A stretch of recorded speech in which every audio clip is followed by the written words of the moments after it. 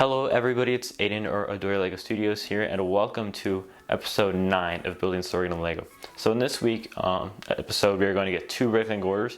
One which is going to allow us to cover all of the rest of Sorgan, so you will not be able to see any more of the gray base plate, which is really exciting. It's going to make me feel like I definitely have a lot of progress done, and makes me feel like we're definitely getting over the halfway point of this mock for sure, or at least the halfway point of like building like most of it. And then also we're going to get in another order. It's going to have just some greebling that I can go ahead and do, so we're going to be able to work on the rest of the shed, get that very close to done, like it's almost done now. But anyways, instead of just telling you what we're going to do, why don't I go ahead and just show you. So let's jump right into this episode. Alright guys, so to start off this segment of the episode, I went ahead and started working on the only part that I have not worked on so far at all throughout this entire series. Basically at all, like I put in that 2 episodes ago, and that's basically it. But this is the top section of the mock. Now in case you can't tell, the 2 other sections I moved on like out of where they were, because like this section's usually right here, and then that section's over there is like usually right here, but I moved those so I could pull this closer to me, that way I'm not like reaching over to build. It's a lot more convenient. But anyways, basically what I did is I outlined where I wanted the 4 ponds to go, and went ahead and put those in. This one I might need to rip up, because in case you don't notice, I use transclear plates, whereas in all of these I use transclear tiles. I don't know if it's really going to matter that much. If it does though, I'll go ahead and rip it out once we get closer to the end. Basically what I went ahead and did is I just outlined these, which takes longer than you would think, because I have to put in all this dark brown plates underneath, make sure that it lines up with this. I have to get the general shaping of each pond first, and then do the dark pan, and then get the transclear to match up, put in filler behind it. But I also went ahead and outlined where I wanted all the brown to go, and like where I wanted all the dark tan to go. I didn't bring it all the way to the border, as I don't know on this place like where it would match up exactly, so I haven't done that yet. But basically the only reason I was able to even do this is I found some more dark tan plates. So I have like 84 4x6 dark tan plates coming. So now I know for sure that's going to be enough to cover the bottom, because if you really look, there's not that much gray area left in this mock overall. Like there's some right there, and then there's a little here. And then this base plate basically has everything. These 2 base plates basically have everything covered. So that's definitely a plus. Basically I found them because I went through this bin from some of my older mocks that I brought to conventions this year. Turns out that both of them I used a lot of dark tan plates. And then I went ahead and outlined the dark tan and the dark brown, not the dark brown, reddish brown. And basically what I am going to do next probably is go ahead and layer out where all the foliage is going to go.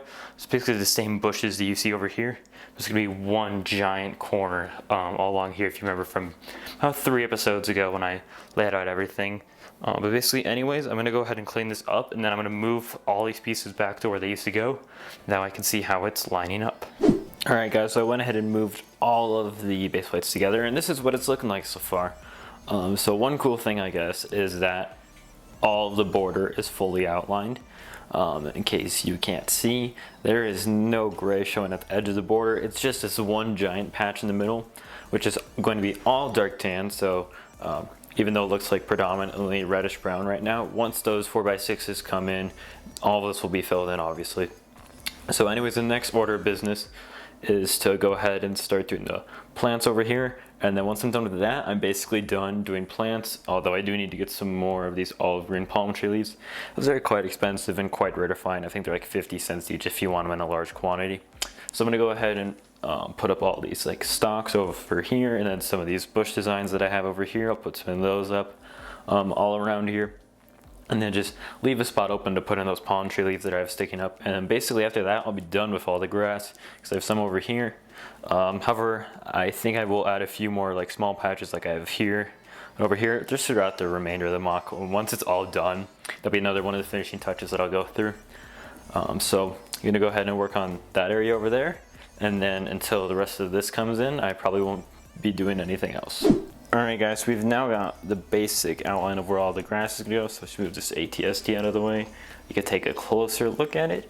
So this is not the final design obviously, as there is no olive green plants in here at all, all of these palm tree leaves are probably going to be switched to olive green, or at least a large majority of them. I'm going to experiment with transitioning the palm tree leaves from green to olive green. As you can see, these ones are obviously olive green that I have over here, and I just like that look definitely, and like you can definitely tell a difference looking at these two different ones. And I feel like once we have olive green in here, it's going to really look good, because if you look at this mock in general, like that green really stands out, and I really like that because it's not just brown and dark tan, very plain colors. I feel like having these olive green accents all around the mock is really going to help bring that out. And then also once we have these ponds filled over by all those clear tiles with the dark brown underneath, I feel like that will add some variety. And then of course these huts, obviously, having these giant spires, like even though they're the same color, still look pretty cool. But I definitely think having this large of foliage in the corner of the mock is definitely necessary. Keep in mind, this is not what it's going to look like finally. Like, we're gonna have some olive green mixed in here. Just need to order those parts, as they're quite expensive actually. But it gives the illusion that they're coming out of like a bigger forest or like a larger like grass field, as there's all these different paths emerging off of it. Whereas if you just look over here, it just simply looked like there's just two random sorts of grass. But this really gives it that kind of depth that it needed. So I'm really liking how that's looking. But anyways, we can go ahead and fill this in next probably, right after we open up this bricklink order. So let's go ahead and get right into that. Alright guys, so now I finally have this table cleaned up for the first time in a very long time. We can use it to look at this haul in a much better, I don't know, setup than I've been using lately. But anyways, let's go ahead and open up this haul. I believe this haul cost me a total of like $15, $16, so it's relatively cheap. I think I just pulled this. Alright, so now we have to package up. Let's go ahead and pull out some of the contents. So we have some 1x2 dark tan jumper plates. I simply just needed to meet the minimum buy for this, so a lot of these pieces, these smaller ones that you'll see in here, were for that purpose. And then we have some of these 2x6 dark tan plates, not that many. Next up we have a bunch of clips. This is going to be used for the huts, so I can finally go ahead and probably get outline done on the rest of them. And then this is the big part of the haul. The whole reason I even ordered from this shop is 84 4x6 dark tan plates. So my whole goal is that this can cover all of the middle of the mock. So anyways, let's go ahead and jump into time lapse, and we can see if that will achieve that goal.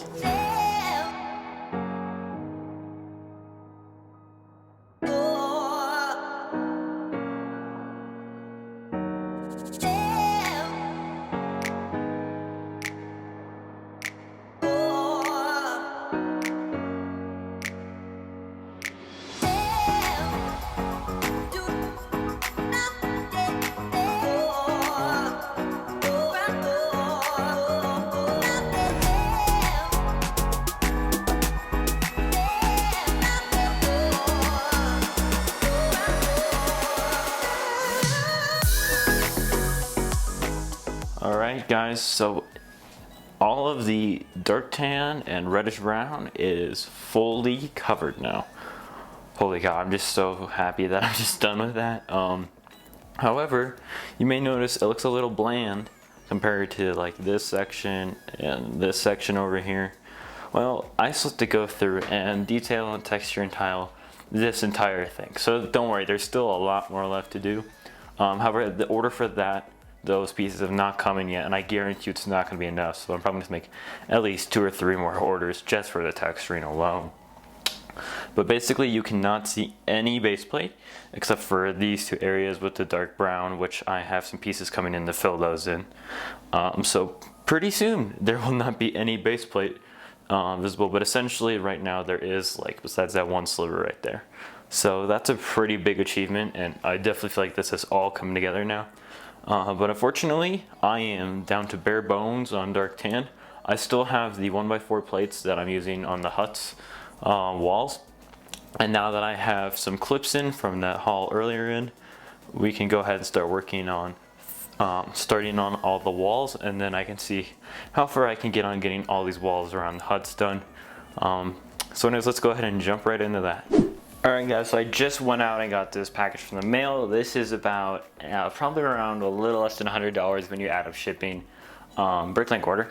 I believe there's like 1,200 pieces, somewhere around 1,000. So let's go ahead and open this and see what's inside. So now I have it open. I'm going to go ahead and dump this out one by one. Actually, it's in one giant bag, so we're going to go ahead and pull the contents of this bag out one by one, I guess. All right, so up first we have some dark brown 1x2 tiles. This we use to fill in that gaps that I was showing you earlier that were left for the ponds.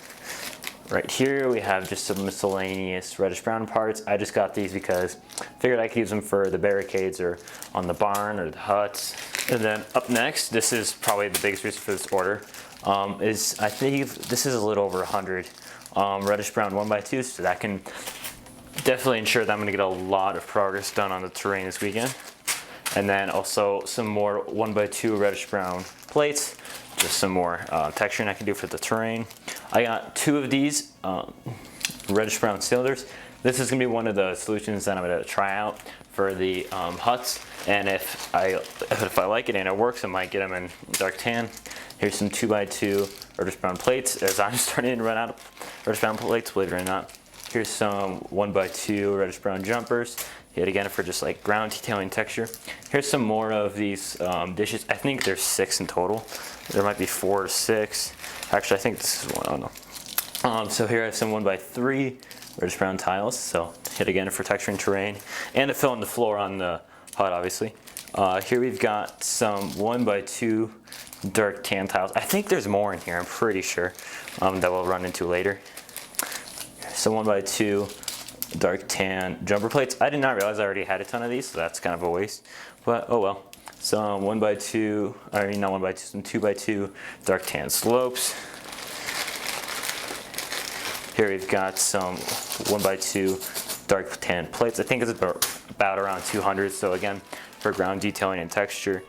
Here we've got 2 inverted reddish brown slopes, so I can finally finish the interior wall on that shed. Some reddish brown grill plates, some just cool like 4-sided 1x1 cheese slopes, I guess is the best way to describe that piece. And then some olive green tree leaves to use for the bushes. Some more 1x2 jumper plates, as those are just generally very cheap. Here we've got 4 trans clear 1x1 tiles. This is probably like 15 1x6 dark tan tiles. Yeah, and here's the other half of the 1x2 dark tan tiles. It's more than it looks. This is around like 150 of those. We got some 2x2 dark tan jumper plates. Got some 1x2 curved dark tan slopes. Got some 1x3 reddish brown plates. Got some 1x2 reddish brown curved slopes. And we got some reddish brown, it's probably like 20 1x6s, so I can use this to finish the inside of that shed. And speaking of shed, I'm going to use this for the roof, so it's going to be very close to being done at the end of this episode. Basically missing like a few pieces. And then I just got this piece just because it's probably like 1 cent. It's 1x2 reddish brown brick with a clip on the side, and then some reddish brown 2x2 tiles. So this is a lot for sure. As you'll probably notice, I think it's like 25 to 30 lots, separate lots. So I'm gonna go ahead and start doing some greebling, try and work on the hut design with the roof now that I have these radar dish pieces. And then I'm also gonna go ahead and try and finish up the shed. And that's basically all I have left to do on this mock, honestly, besides just work on the foliage a bit more, as I can do with this. And I just need to get some transclear tiles for the ponds, and then we're basically done with this mock. Just need to do the barricade, and I'm still debating whether or not I want to do a custom ATST. But anyways, let's go ahead and get into some building now. Alright guys, so to end out this episode, we're going to talk about a couple of things that I went ahead and worked on. But the first being the outer panels of some of these huts. So this one was the one I worked on primarily, so I just went ahead and made all of it 6 high around, integrating in some of the jumpers, the tiles, the plates. I do not have enough 1x1s to go ahead and do slopes all around. I'm still figuring out a roof design. I tried this, I don't remember if I showed this early on in the episode, so I may just be saying the same thing again. But this is probably the best solution I found so far, as the radar dishes that I got up here are way too small for this, so that's not going to be a viable option for sure. The other thing is I went ahead and finished off the roof on this. Now you may notice that there's 2 of these grid plates, I guess you can call it, on this side, the one on this side. So we just need to get one of that, and then this shed is fully done. So that would be like the first thing on this mock that I could just finally call fully done. So basically how it comes off is first you want to take off these side panels. So this one right here, this one right here, and then you gotta get underneath it, and it just comes off like that. So it's really simple and easy to take off. Definitely gonna be really easy to transport. And now it's, the side panels are all detailed with tiles and plates and jumpers. So I'm very happy with how this came out. Really liking how this came out. But anyways, I'm running low on dark tan yet again. Basically the catchphrase of this series. So I'm gonna go ahead and order some of those for the next episode. Hopefully that will come in soon. And then also get some palm tree leaves that I can put in the back, get some tiles so I can start filling in these ponds. And then basically after all that, we are in the home stretch. Basically the only thing I can guarantee that I'll be working on next episode is these, is like the barricade. I've talked about this in so many episodes but haven't started in on it. The barricade that all the villagers have here. I gotta start designing minifigure designs for the villagers. And then I need to figure out whether or not I'm going to be using the Lego set ATST or designing my own or using another custom design and just modding it to be the Raider version. And then we're also going to have to go through and add in some olive green parts to all of this greenery over here. But anyways, I'm really liking all the progress we got done. So let's go ahead and head to the official outro. Alright guys, so thank you so much for watching. Be sure to comment down below what you guys think about all the progress we got done. Are you liking how the shed came out? Because personally I really like it, but if you guys don't, just be sure to leave comments down below and I can go ahead and tailor it and like make improvements upon it based on what you guys say. I still need roof designs. This is like the 5th episode in the road I've ever said it, so be sure to comment down below if you have any ideas on how I can do the roof for the smaller huts, because I just have no idea. Like I've tried so many things. But the technique using the cylinders stacked up with the quarter circular plates, that's probably going to be the closest that I'm going to get. So we're going to go ahead and try that out probably closer down the line once we get closer to end of finishing this mock. But anyways, if you guys enjoyed, be sure to like, comment, and subscribe so we don't miss next week's episode of Building Sorgan. Anyways, I'm Adorier Studios. Thank you guys so much for watching. Adios.